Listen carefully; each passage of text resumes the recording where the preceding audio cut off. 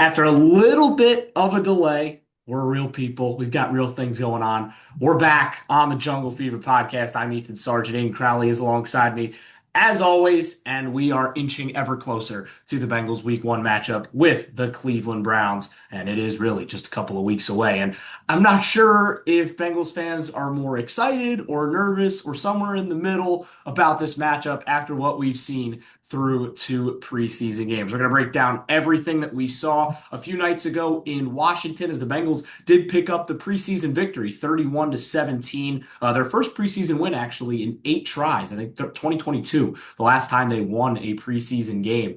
So a very slight hooray, a celebration to that. Not that it really matters. But the Bengals do get the victory. We're going to break down everything. We're going to talk a little bit about roster battles because there are some big camp battles that are still to be decided. And we're also going to talk about injuries and maybe some new voices and bodies in the building, namely one particular offensive lineman who was in the building a couple of days ago. We'll discuss that a little bit later on in the show. But first, let's start off with what we saw in Washington. Ayden, we started with the negatives last week, and I think we'll start there again because honestly, a lot of the negatives from Philadelphia are a lot of the same negatives from Washington.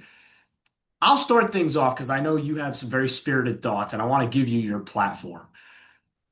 The biggest thing to remember with a lot of what the Bengals are doing defensively is that they are not directly preparing for an opponent in these games. They are kind of just running a base defense. They are running, there are no specific concepts tailored. Like, for example, they would have tailored concepts to counter Jalen or Jaden Daniels. They would have tailored concepts for Jalen Hurts had it been an Eagles regular season game. But they're not game planning for Jaden Daniels for the one drive he was in, or Josh Johnson or Sam Howell, who's terrible by the way. They're just playing, right? They're just playing football. However, you're still expected to, at the very least, play to a standard. The standard is not being met right now. And I don't think you would, and again, it is preseason and we're all fans and we're panicking from the outside. And I'm sure there's much less panic in the building than there is from us outside as the fans. But tell me, Ayden, as outside from a fan perspective, how can you not panic a little bit about what you're seeing from this defense early in the preseason? They're getting gouged. We were just talking a second ago. They were averaging 18 yards per carry on the drives with majority offensive starters in the game for the Commanders. That's quite frankly inexcusable. No, no, no, no. And it's like you sit there in the excuse that a lot of fans have thrown out, and you kind of mentioned it a little bit, is oh, they're not, they're not game planning, they're not scheming up these games going into it. I don't care what the scheme is going in when you're getting moved 5 yards off the point of contact at the line of scrimmage and you can drive a semi truck through the hole that these running backs are going through. I don't care what scheme you have going into the game. It's not going to work. It's not going to work. It's the same thing that happened last year. The team made no moves to significantly improve that side of the ball. They And signed a then nose tackle and a third string linebacker. yeah, and now we go into the preseason and it's the exact same issues. It is the exact same conversation that we were having last year. It is extremely concerning. I don't understand how anybody can watch what happened last year, watch this preseason, and then expect to go into Cleveland and have this team flip a switch as far as the defensive side of the ball and go out and compete. Because, like, yes. Do the Browns present like not the greatest challenge on offense? Do they have a ton of question marks? Absolutely. But they're still NFL players, and it seems like that offensive line is going to be able to move whoever they want because everybody's moving whoever they want on the beat on the Bengals side of the ball. Like 18 yards a carry is ridiculous. And The Commanders' first offensive drive with the only offensive drive that Jaden Daniels played, 4 plays, 74 yards. Every single play was a run play. Jaden Daniels did not throw the ball once in yeah, that matchup. And again, Jaden Daniels ran the touchdown in. The tackling on that play, Jordan Battle is not going to want to see that play on film. And again, yeah, it's preseason. You don't want to injure guys, but still, it doesn't mean you're going to let up necessarily. And he pretty yeah. much just gave up. right? So It seemed like the game plan going in was let Washington score as fast as possible so we can get the offense back the it's ball. like when you're That this seemed is my strategy on college football yeah. 26. Like let them score so that we can get the ball back. We're gonna have And more fun on offense. Let them score. It's fine. Like, it, we're gonna go score with Burrow. It's so okay. I just, again, and I'm right with you on this. I don't really understand. And again, and I'm sure, right, there is a lot that the Bengals are holding close to their chest. At least you have to hope so, in terms of what they're doing on the defensive side of the football. You think about Cleveland week one, right? We have not had a podcast now in about a week and a half since we've had our last show. The Cleveland Browns have announced, to very little surprise, that Joe Flacco will be the starter for the matchup on September 6th. And Joe Flacco, while yes, he is 39 years old and he is far from what he once was in Baltimore or even a couple seasons ago in Cleveland, still a fairly capable quarterback. He knows what he's doing. Brilliant. He can read defenses, right? As quarterbacks get older, a lot of players lose their shelf life because of how physical the game is, but quarterback is one of those positions where, some quarterbacks, EX, the greatest of all time, Tom Brady, can get better as they get older. And Flacco is a case like that where his pocket awareness, he's not running away from people at all times, but he has the ability to pick out the right throws and make the right decisions. And when you look at the Cleveland offense, yes, there are some major question marks on that offense, especially their offensive line and the skill positions. I look behind Jerry Jeudy and I see really nobody that the Bengals should be troubled by. But the Bengals are getting torched by Johnny Wilson and Ja'Cory Krosky-Merritt. Like these are guys that nobody has really talked about. Yes, Ja'Cory Krosky-Merritt's become a Hey, fantasy darling I, recently, I drafted Ja'Cory Merritt in the but 14th round of my friend's fantasy draft. Just throwing that one out there. Come on now. I think that when you look at the way that the Bengals are playing defense in the preseason, and you want to talk about fantasy football, if you have a guy starting Hey, against the Bengals, whoever's chuck him in playing the against the lineup at Bengals, this rate, start them. right? And again, I think that again, I'll try and be as optimistic as I possibly can be here with the scheming stuff. Is that yes, they are playing extremely vanilla. They are not showing their hands. They are keeping things very simple, but they're not doing the simple things right. That's what really concerns me. Is that yes, they are playing vanilla. They're basically saying go out and play 4-2-5 zone every play. They're not executing their assignments correctly in base defense. Yeah. That's an issue. And Al Golden's defense is not a particularly complicated one. And yes, we saw towards the back half of last season that the Bengals had much more success defensively when they did dumb down the scheme a little bit. With Lou Anarumo, very, very complicated and intricate system, they took it down a few notches. And lo and behold, the Bengals started playing better defense towards the back half of the season. We're playing at that now. They're doing even lower than that. And we're missing simple stuff against Yeah. backups. And Against it's backups. how they're getting beat for me. That's the thing. They're getting straight bullied. And Zach Taylor after the game sits there and he's like, I'm not concerned because I've seen them win at practice. And it's like, okay, you're not going to go up there and you're obviously not going to throw your defense under the bus if you're Zach Taylor. I understand that going in. But to sit there and act like nothing's wrong with that performance is crazy to me. And then you say, oh, well, they've been winning in practice. Well, when you get into the game against other guys and you can't exactly simulate that point of attack and that offensive line and the physicality of that, guess what? You're losing and you're losing bad. Like there needs to be some level of concern, I think, within the building, and they just seem content. They just seem to be like, all right, this is fine. And I know eventually down the line, I think Trey's going to join this group and everything, and I think he makes the team better. You know what I mean? Obviously, he makes this defense better, but does he solve these issues? Does he make these issues magically go away? No, he doesn't. Trey is already, I mean, I think a big reason why Trey Hendrickson hasn't gotten his extension yet is because I think that the Bengals front office kind of paints the picture that he's not this all-round defender. Yes, he is quite possibly the best pass rusher or one of the best pass rushers in football, but he is not a net gain in the run game, right? He is not an elite run defender. He doesn't pretend like he is, right? Trey Hendrickson knows he's not an elite run defender, but the Bengals desperately need elite run defenders. And I think that that's, again, part of the reason, but the Trey Hendrickson stuff, I'm kind of sick and tired of talking about. So Can I get we're, one last thing about the defense? please, And it's something please that's really, really concerning go for me. ahead. Logan Wilson has looked Glad you brought that up. bad in these past two preseason games. He hasn't looked that good in practice either. I'm a little worried about a Logan Wilson fall off, similar to what we saw with Jermaine Pratt.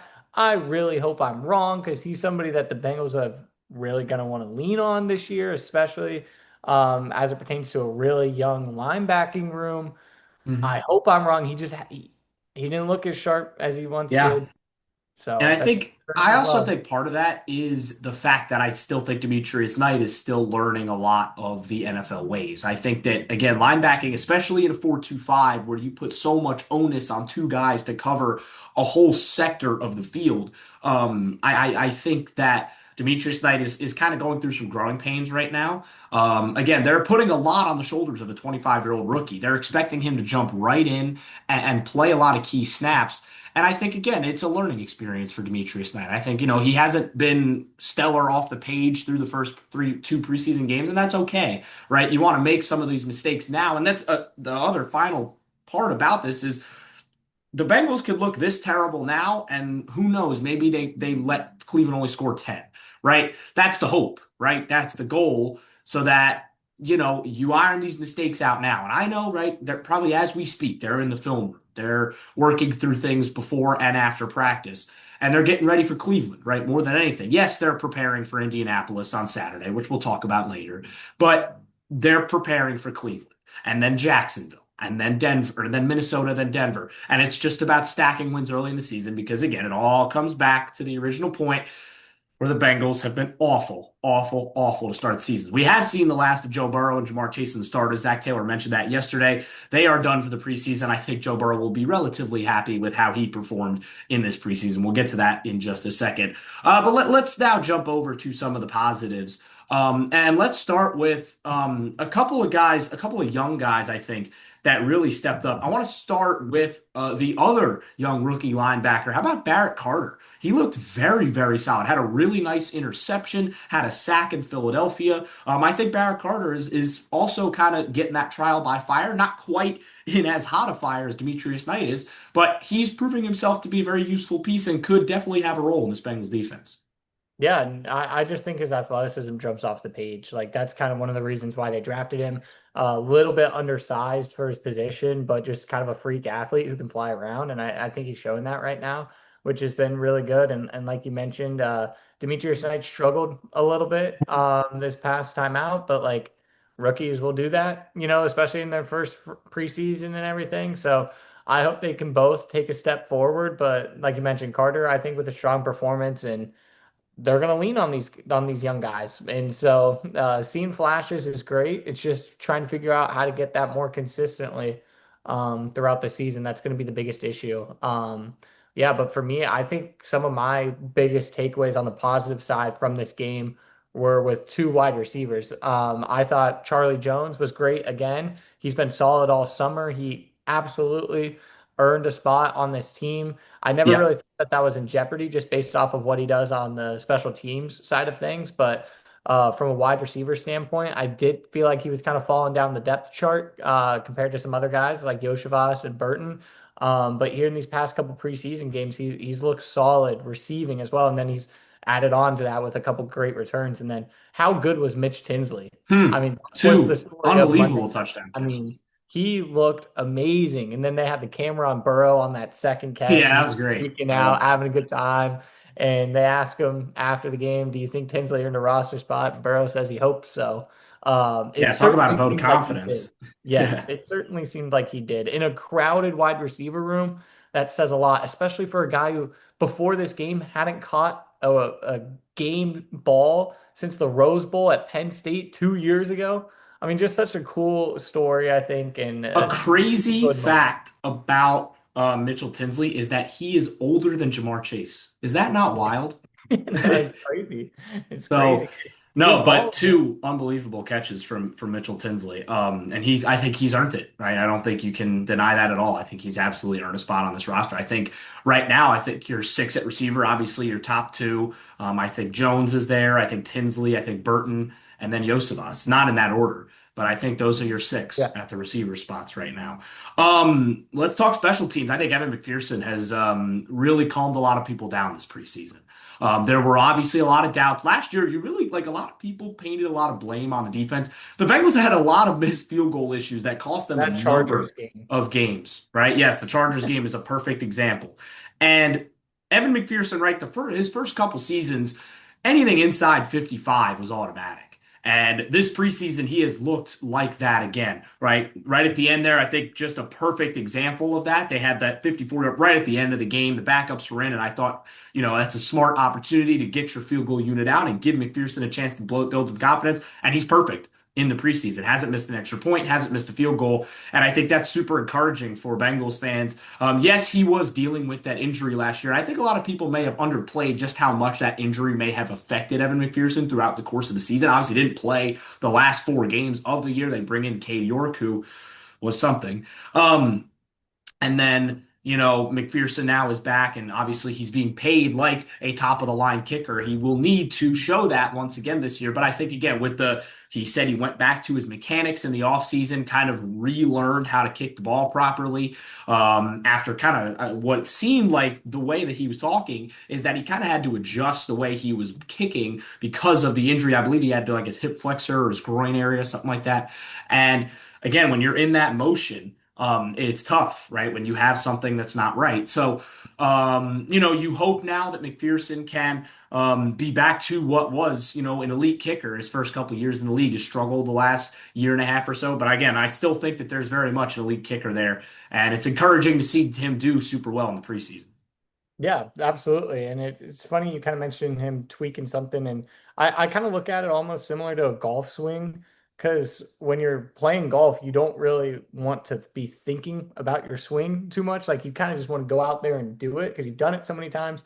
It's similar, I think, when you're kicking. Like you obviously have a routine and stuff that you trust, and that's kind of what you go through, but you're not really thinking about every step you're taking and how you're swinging your leg, blah, blah, blah.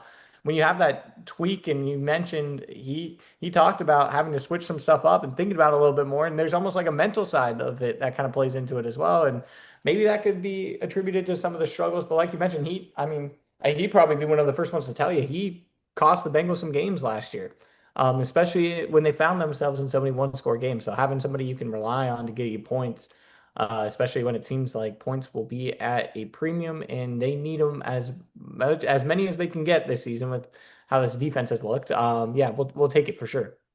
Yeah, and it'll be big, right? Again, like we mentioned a second ago, they lost a lot of key games late because of special teams issues.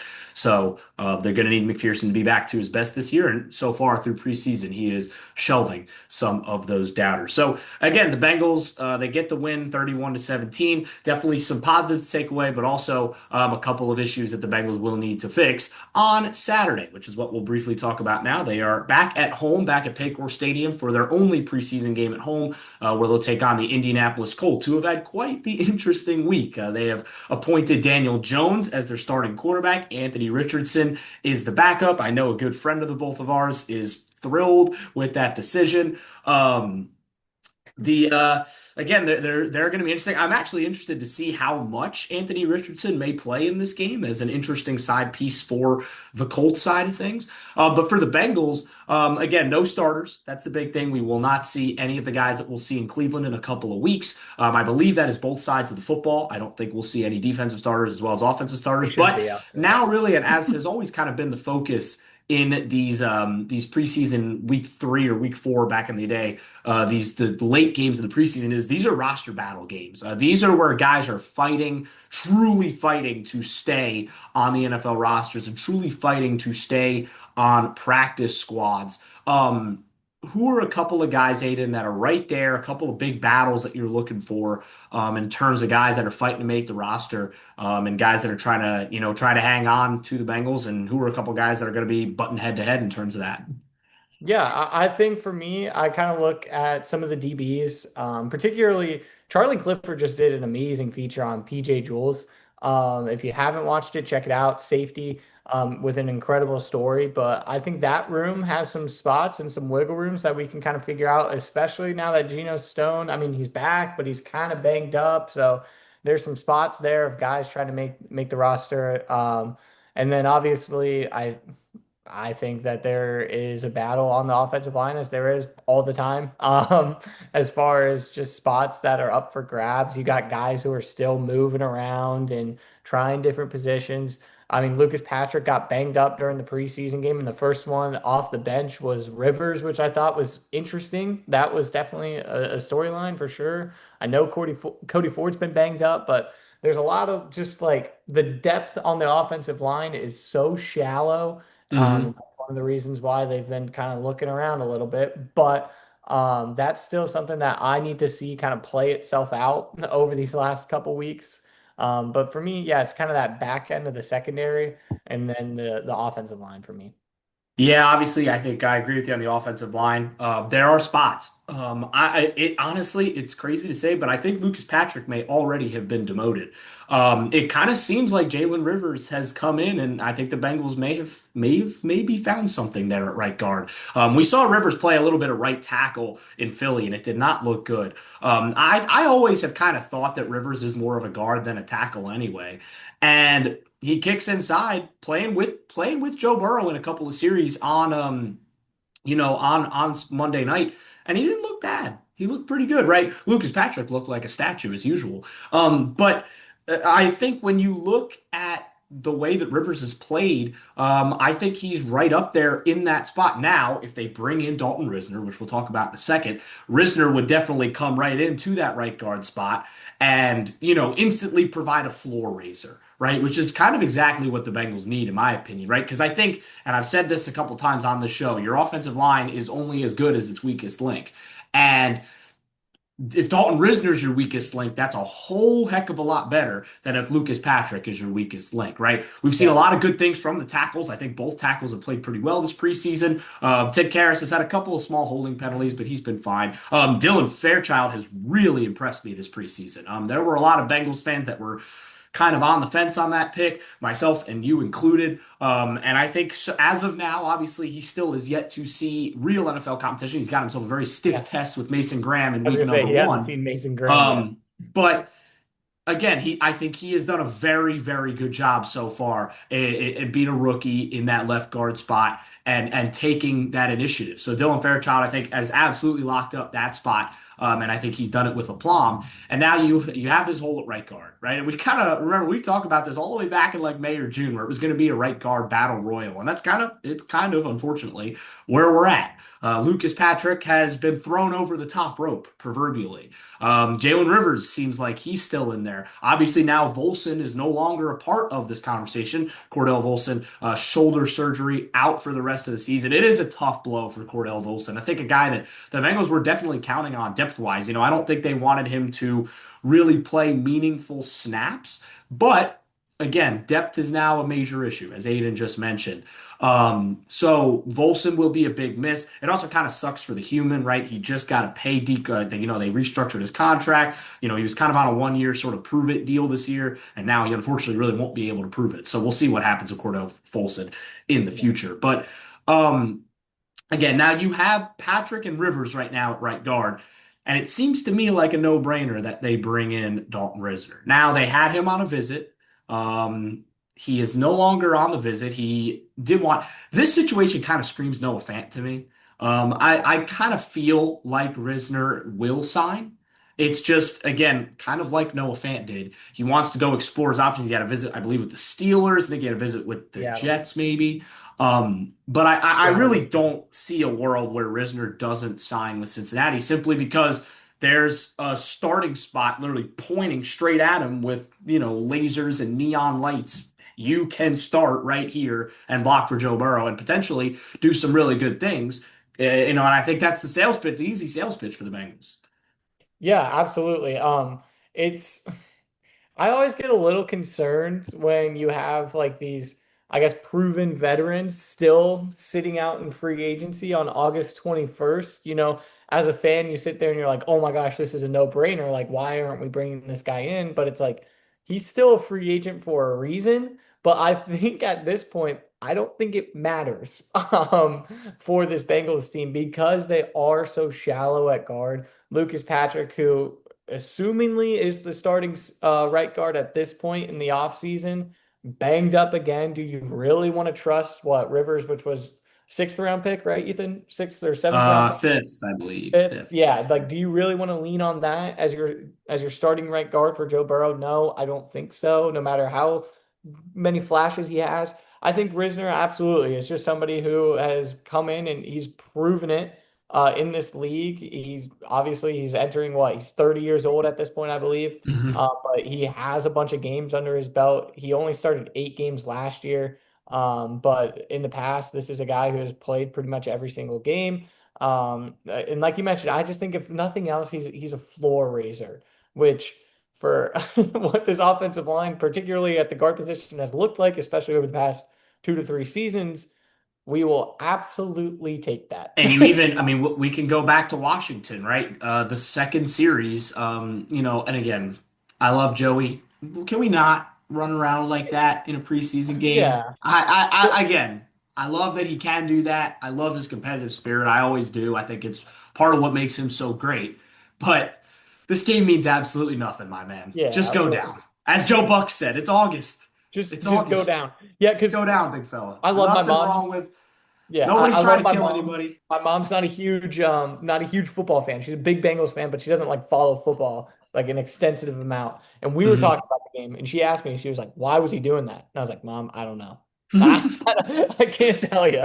He was out there running for his life, and I get like he thinks he can make the big plays because he's done it time and time again. Just look at San Francisco. But like, holy crap, man! If you go It was down like, also interesting that, and Joe actually mentioned this in his thing. I want to go back to this actually, that Joe played a couple series without his main yeah, offensive targets. yeah, Jamar Chase and T. Higgins really only played that first series. T. Higgins was very quiet this preseason. Not that that really matters. But um, none of the Gesicki hasn't played all preseason because he's been dealing with some injuries. Um, but Joe wanted to run back out there with, Mitchell Tinsley and with Jermaine Charlie Burton and Yo Shavas and Charlie Jones and even Noah Fant a little bit. Got a couple reps in with him. So again, Joe mentioned that he wanted to get reps in with the backups because, it's important. If a guy goes down, the backup comes in and it's important to build that rapport. So again, that's all part of Joe's, emotional intelligence when it comes to the football field. He understands that you have to have those, it's why he's so good with Jamar Chase is because they have such a high level of understanding of one another. That's why they make all those crazy off script plays is because they know each other, right? And it works. Jones. So I think that that's important. And Joe also, I was stunned he came back in for that third series, but he looked great. And he threw a beautiful touchdown pass to Charlie Jones to That was such a good one. cap off his preseason. So he'll be on the sidelines. Jake Browning played really well in Washington, by the way, after a pretty Bad. shaky performance in You could call it Philadelphia.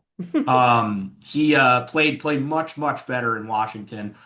Did a really good job. Obviously, found Tinsley for a couple of scores. And the Bengals' second unit of offense looked pretty solid against Washington's backups for the most part on defense. In terms of battles that I'm looking for, because I didn't really get to mine. Obviously, Ayden mentioned the secondary depth. I'm looking at the secondary as well. There are a couple of big guys. Ayden mentioned PJ Jules. He's a guy that's flashed a lot in practice. Had a really nice pick of Joe Burrow when he was running with the ones a couple weeks ago. I think he's a guy that may just sneak on this roster solely because of need, right? Geno Stone is still working his way back from injury. He's kind of right now sort of a question mark for week number one.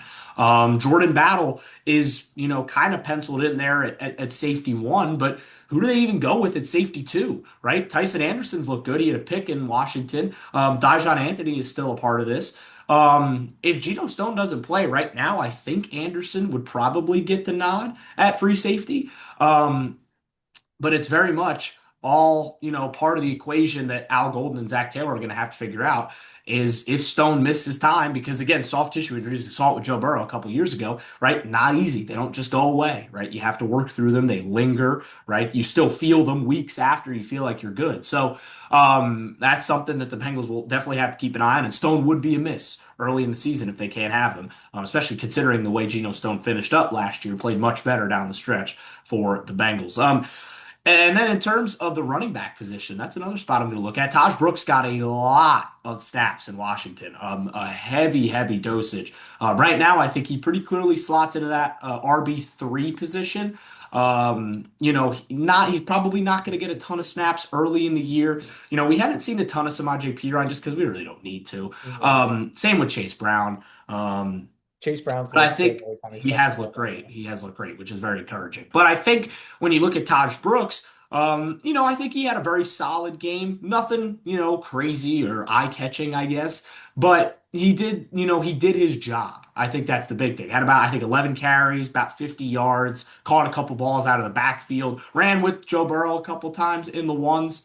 Um, and again, I think there's absolutely a role for him. I think I want to say the thing I was most impressed with him was I thought he did a very good job in the backfield in terms of pass blocking. I thought and again, the best way to learn that and to do that is in the preseason when you're not going up against your own team, you're not going 100%. You're still not really going 100% in the preseason, but you're able to block against guys that aren't your buddies in the locker room, and you're able to just get that sense, pick up your assignments, and learning from Joe Burrow, right? Joe Burrow is able to call things out. You're able to hear that in a live game huddle. Those are things that are super, super beneficial for rookie running backs to learn and to understand. So, again, I'm liking what I'm seeing out of Taj Brooks. There's a role for him on this team. Not 100% sure what or how much he's going to play early in the year, but there's definitely a spot for him. Yeah, no, absolutely. Yeah. I think you hit the nail on the head. Not much for me to add to that. All I will say about the running back room is if you're in a fantasy football draft, draft Chase Brown. Just draft him. I've I gotten a think couple already. Charlie Goldschmidt said it in a podcast, I think with Paul Danners. I'm not entirely sure, but he kind of mentioned that the way he feels when he's at practice watching guys like Jamar Chase and Joe Burrow work, that's how he's starting to feel with Chase Brown.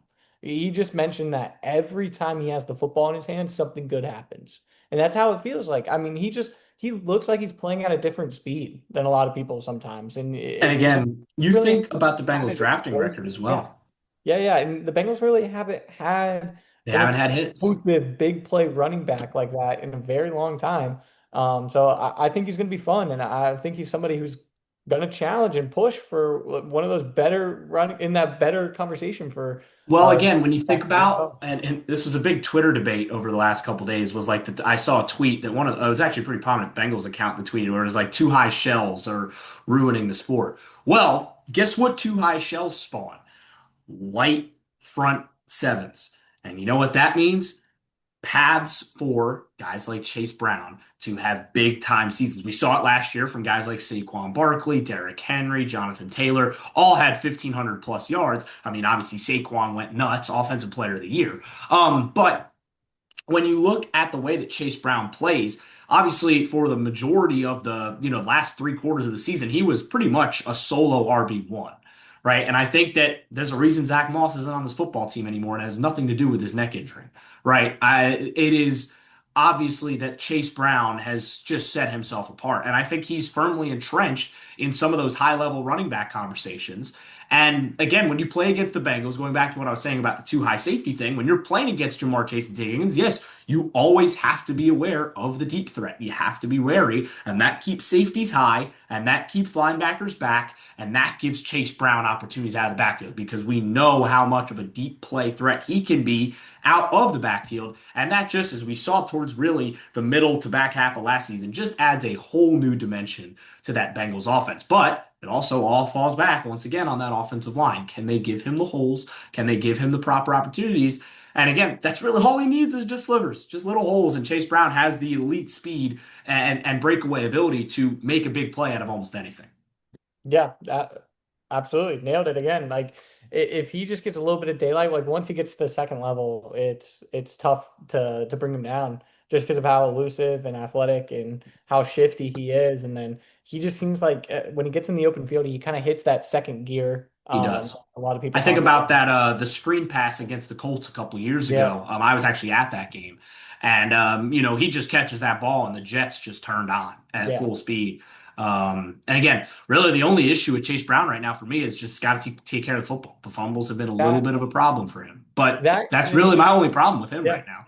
And for me, it's a little bit concerning about just his size, his frame, and the amount of volume that he's projected to get. And that's Mhm. why I think having Taj Brooks come along a little quicker and having Samaje Perine is going to be important because he is a little bit smaller. And if you give him that amount of workload, especially as a pass catcher as well, because Chase and Higgins get so much attention that the check down typically is open, and that's just more hits that you're taking. Like, I just want to see the volume go down just a tiny Yeah. bit, and we're in a It's good spot. also another reason why I think signing Samaje Perine was a very smart move by this team. Mhm. I think that Samaje Perine, very capable pass blocker, very capable out of the backfield, right? Maybe not quite as speedy as he was a few years ago, but there's still a capable player in there. And you look at the experience, right? Samaje Perine is a guy that could come in on a 3rd and 5, right, and block that one extra safety that's blitzing and give Joe Burrow that half a second more that he needs to find Jamar Chase for the 10-yard slant, right? Those are the difference between winning and losing games. Those little bang bang moments are the difference between 4th and 5 and 1st and 10. So, things like that will also help ease the load off of Chase Brown, I think, to give him just that breather that he'll need, which he really didn't have all that much of last year, right? When just the depth behind him was just negligent to zero with the injuries that they had in that room. So the Bengals I think, will feel pretty good about where their running back room is at heading into the season. We really didn't touch on the defensive line all that much today, just because I think that a lot of the guys that aren't named Trey Hendrickson are just still working through stuff. I will say Shaka Hayward played pretty well in Washington, and Cedric Johnson I thought was all right. But I think when you look at this again, Shamar Stewart wasn't maybe as flashy as he was in Washington, but honestly, I think he's kind of already moved himself up to the ones. He didn't play a whole Yep. lot in the Yeah. second half of that game. So I think again, you're going to see Shamar Stewart play early. You're going to see him play often in Cleveland in week number. Yeah, and I know because we don't have a ton of time, but real quick, I'll give a shout out to Howard Cross. I thought he looked Hmm. good as well. I mean, he just continues to impress. Yeah. Um, and he's somebody who I think kind of started low on the kind of priority for the Bengals, and he's quickly, as he's earned more reps, is just climbing up that ranking. And I thought he looked pretty good as well. So I just Yeah, want to and give. I think that's another guy that's kind of maybe snuck a roster spot on this team, Yeah. and that could be bad news for McKinley Jackson. That is something that could be something to keep an eye on as well when it comes to cuts and all that. So again, we'll be back on Monday where we'll break down everything that we see from Saturday's matchup against the Colts. I won't be able to watch it, I think, live, but I'll probably tune in on Sunday. I'll grab my thoughts on it then. And then we'll kind of see where we're at, and we'll talk regular season. That is wild. The Bengals have a lot of things to do. We'll probably do our best idea of a 53-man roster next week before we get to cuts. And then we'll get ready for real football, and that is what the Bengals are also looking forward to doing. In just a couple weeks, they get their season started in Cleveland. But that'll do it for this edition of the. I was so close to doing it. I was so close to doing it. I stopped it. But this is the Jungle Fever podcast. There We we will be go. back next week. We'll break down the Colts game and we'll get ready for the regular season. Until then, have a great day.